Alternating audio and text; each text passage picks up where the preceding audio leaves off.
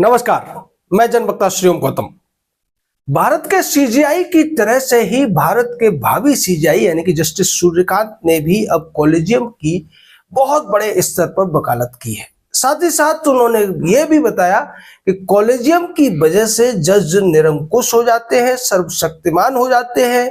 और कॉलेजियम न तो पारदर्शी है न ही उसके फैसलों में किसी भी तरीके की स्पष्टता देखने को मिलती है। ये स्वीकारोक्ति भी दी है जस्टिस सूर्यकांत ने। भारत के भावी सीजेआई जस्टिस सूर्यकांत अमेरिका की सिएटल यूनिवर्सिटी और माइक्रोसॉफ्ट द्वारा आयोजित एक सेमिनार में बोल रहे थे और उन्होंने ये दावा किया कि कॉलेजियम के बन जाने के बाद जो जजेस हैं वो बहुत ज्यादा स्वतंत्रता पूर्वक और सर्वशक्तिमान या फिर आप कह सकते हैं निरंकुश होकर अपने फैसले दे सकते हैं और ये लोकतंत्र के हित में ही है, लोकतंत्र के खिलाफ नहीं है। इस भाषण के दौरान उन्होंने बहुत सारी बातें की हैं जिसको लेकर देश में तमाम तरीके के सवाल उठ सकते हैं। सवाल तो सबसे पहला ये भी है कि हमारे देश के सीजेआई हो या बड़े बड़े जो सुप्रीम कोर्ट के जस्टिस होते हैं, ये विदेशों में जाकर तो कॉलेजियम पर चर्चा करते हैं, लेकिन देश में कॉलेजियम पर चर्चा हो ये इसके पूरी तरह से खिलाफ है, क्योंकि ये जानते हैं कि देश में अगर कॉलेजियम के ऊपर चर्चा होगी तो फिर इनकी जो पोल खुलेगी और जो सवाल उठाएंगे उनसे इनका बच पाना मुश्किल है। यहां जस्टिस सूर्यकांत ने इंदिरा गांधी द्वारा लगाई गई इमरजेंसी पर भी काफी बड़े सवाल उठाए और यह कहने की कोशिश की कि देश में इमरजेंसी लगने के बाद सुप्रीम कोर्ट के जजेस ने समझौते किए थे, यानी कि इंदिरा गांधी के मनमाफिक फैसले लिए थे, जिसके पीछे कारण यह था कि इंदिरा गांधी या उससे पहले नेहरू की जो सरकारें थी वो सुप्रीम कोर्ट को कंट्रोल करती थी। यानी कि यहां पर बहुत बड़ा सच तो बोला, सच तो कॉलेजियम के बारे में भी बोला, लेकिन उस सब के बाद में वो बड़ी ही होशियारी के साथ कह सकते हैं या फिर आप बड़े ही कौशल के साथ कॉलेजियम का बचाव करते हुए नजर आए और उन्होंने ये कहा कि कॉलेजियम की वजह से विधायिका और कार्यपालिका का हस्तक्षेप न्यायपालिका में बिल्कुल कम हो जाता है, जबकि हकीकत तो ये है कि कॉलेजियम बनने के बाद पूरी तरीके से विधायिका और कार्यपालिका से अपने आप को स्वतंत्र कर लिया है सुप्रीम कोर्ट ने या फिर आप कह सकते हैं कि सर्वोच्च न्यायालय और न्यायपालिका ने, जो कि पूरी दुनिया में कहीं भी नहीं देखने को मिलता है। और बड़ी ही हास्यास्पद बात तो ये है कि चाहे ब्रिटेन में सीजेआई बी.आर. गवई बोलते हो या फिर अमेरिका में भावी सीजेआई सूर्यकांत बोलते हो, लेकिन ये लोग भूल जाते हैं कि पूरी दुनिया में कहीं भी इस तरीके की व्यवस्था नहीं चल रही है जिसकी वो वकालत करते हुए नहीं थकते हैं, हालांकि उसकी कमियों को भी स्वीकार करते हैं। आपको याद होगा शोले फिल्म का वो डायलॉग, जब अमिताभ बच्चन बीरू की शादी की बात करने मौसी के पास जाते हैं कि मौसी लड़का बहुत अच्छा है, जुआ भी खेलता है, शराब भी खेलता है, पीता है और भी तमाम अवगुण है, लेकिन लड़का बहुत अच्छा है। कुछ ऐसी बातें हमारे जस्टिस महोदय करते हुए नजर आते हैं, लेकिन यहाँ पर ये दूसरे तरीके की बात भी करते हैं कि कितना भी भला है बुरा है जैसा भी है मेरा कॉलेजियम मेरा ही है, यानी कि वो कॉलेजियम को हटाने के सवाल से ही एकदम से दूर भाग जाते हैं और इसकी चर्चा देश में किसी सेमिनार में इसलिए नहीं करते कि अगर वहां कोई रीड वाला पत्रकार या व्यक्ति हुआ तो वो सीधे सवाल उनसे पूछ लेगा। हालांकि जो खबरें आई हैं उनमें सवालों के बारे में जिक्र नहीं किया गया है, लेकिन दुनिया में तो ऐसे बहुत से लोग हैं जो ऐसी बातों की पूरी रिसर्च करते हैं और जानकारी रखते हैं। तो क्या सीजेआई बी.आर. गवई से या फिर जस्टिस सूर्यकांत से अमेरिका और ब्रिटेन के जो जुडिशरी के लोग थे उन्होंने सवाल नहीं पूछे? क्या उन्होंने ये नहीं पूछा कि ये जो कॉलेजियम सिस्टम है ये इस दुनिया का तो है ही नहीं, ये किसी भी देश में नहीं चलता, तो क्या उन देशों में जो अदालतें हैं वो निष्पक्षता से स्वतंत्रता पूर्वक काम नहीं करती हैं? हम जिस सिस्टम को फॉलो करते हैं वो ब्रिटिश सिस्टम है। क्या ब्रिटेन की सारी अदालतें स्वतंत्रता पूर्वक काम नहीं कर पा रही है, ये कहने की कोशिश की जा रही है जस्टिस बी.आर. गवई के द्वारा?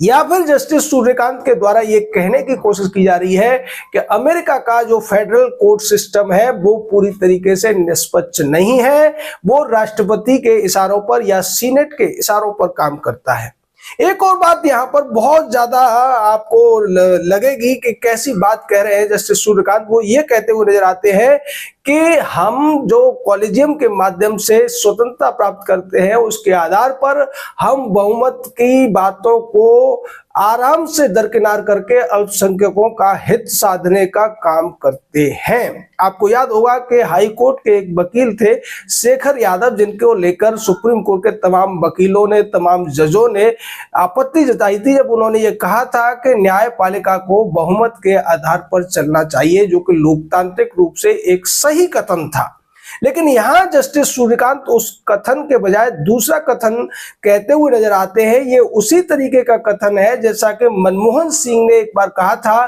कि भारत के संसाधनों पर पहला हक अल्पसंख्यकों का है। उसी तरीके से क्या जस्टिस सूर्यकांत ये कहने की कोशिश कर रहे हैं कि न्याय के ऊपर और अभिव्यक्ति की स्वतंत्रता के ऊपर पहला हक अल्पसंख्यकों का है और सुप्रीम कोर्ट उनके हितों का संरक्षण करने के लिए ही कॉलेजियम का समर्थन करता है।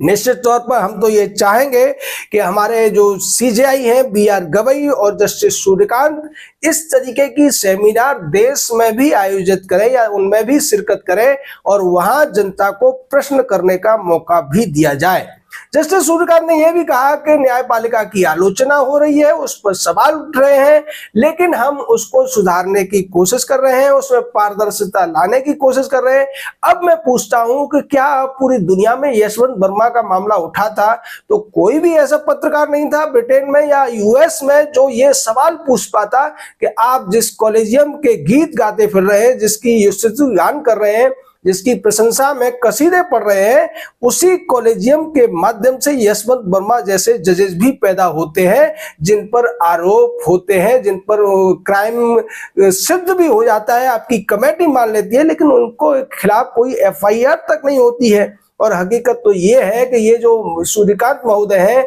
इनके खिलाफ इन्हीं के एक सीनियर रहे और बाद में सुप्रीम कोर्ट के जज रहे आदर्श कुमार गोयल ने लंबा चौड़ा पत्र लिखा था सरकार को और सीजेआई को कि इन्हें Punjab and Haryana high court का चीफ जस्टिस न बनाया जाए, क्योंकि एक तो ये ए.के. मित्तल जो इनके 4 साल सीनियर है उनसे बहुत जूनियर है और दूसरे इनके खिलाफ रिश्वतखोरी और टैक्स चोरी के आरोप पेंडिंग है। अभी तक उन आरोपों को खारिज नहीं किया गया है, उस पर कोई भी जांच कमेटी नहीं बनी है। इसके बावजूद सीजेआई इन वेटिंग है जस्टिस सूर्यकांत। तो ये जो चीजें हैं हमारी न्यायपालिका को लेकर, जिस तरीके से पिछले 35-40 सालों में इन्होंने अपने आप को सर्वशक्तिमान बना लिया है और अब पूरी दुनिया में जा जाकर ये अपने आप को दुनिया की सबसे अच्छी और सबसे मजबूत, सबसे पारदर्शी व्यवस्था होने का दावा करते हुए भी नजर आते हैं। हालांकि हकीकत कुछ और है। भारत की जो जुडिशरी है पूरी दुनिया में उसकी आलोचना होती है, आपके पास जवाब देने के लिए कुछ नहीं है। वहां किसी पत्रकार को यह जरूर पूछना चाहिए था कि अगर आप इतने ही अच्छे हैं, इतने ही न्यायकारी हैं और इतने ही लोकतांत्रिक हैं तो फिर सुप्रीम कोर्ट में 70,000 केसेस पेंडिंग क्यों हैं? फिर भारत की जुडिशरी में करीब 5.5 करोड़ से ज्यादा केसेस पेंडिंग क्यों हैं? जिनके जवाब ना तो जस्टिस बीआर गवई दे सकते हैं, ना सूर्यकांत दे सकते हैं, ना ही सुप्रीम कोर्ट के बाकी 32 अन्य जज दे सकते हैं। तो फिर पारदर्शिता कहां है, लोकतंत्र कहां है और संविधान भी कहां है, जिसकी दुहाई देकर ये अपने आप को निरंकुश बनाते जा रहे हैं और उस निरंकुशता की वकालत भी करते हुए नजर आ रहे हैं। संविधान में स्पष्ट तौर पर भारत की संप्रभुता भारत के नागरिकों के पास है और वो नागरिकों के पास होने का मतलब ये है कि बहुमत के ही पास है। जब हम बात करते हैं be the people of India, उसमें कहीं भी ये नहीं कहा जाता है कि आप बहुसंख्यकों के हितों को नजरअंदाज करके अल्पसंख्यकों का संरक्षण करेंगे, उन्हें विशेषाधिकार देंगे, उनके लिए विशेष तौर पर जमानत का इंतजाम करेंगे और उन्हें बहुत सारी छूट भी प्रदान करेंगे जिसकी इजाजत न देश का कानून देता है न देश का संविधान देता है। लेकिन एक बात के लिए तो दाद देनी पड़ेगी जस्टिस सूर्यकांत की कि उन्होंने बड़ी हिम्मत के साथ इंदिरा गांधी की इमरजेंसी के काले कारनामों को एक बार फिर से उजागर कर दिया है और कॉलेजियम की कमियों को अमेरिका में जाके स्वीकार किया है। उसके साथ ही साथ उन्होंने पूरी दुनिया को यह बताने की कोशिश की है कि ये जो असंवैधानिक व्यवस्था हम लोगों ने बनाई है ये दुनिया की सबसे अच्छी व्यवस्था है। आप लोगों का इस पर क्या कहना है, आपकी राय क्या है? हम बार बार आपसे कहते हैं जो नए लोग हैं वो अपने जगह का नाम लिखें, अपना नाम लिखें और हम इसको लेकर जमीनी स्तर पर एक बड़े कार्यक्रम की तैयारी कर रहे हैं। हम हर शहर में जाकर इस पर चर्चा करेंगे और उस चर्चा के दौरान जो बातें होंगी उनको वीडियो के माध्यम से, सोशल मीडिया के माध्यम से पूरे देश की जनता के सामने रखना चाहेंगे। हालांकि हमारे पास बहुत ज्यादा संसाधन नहीं है, लेकिन हम कोशिश ये करेंगे कि भारत के किसी भी शहर में अगर 20 से 50 आदमी आप इकट्ठा कर सकते हैं तो हम वहां पर इस तरीके की चर्चा में जरूर पहुंचेंगे।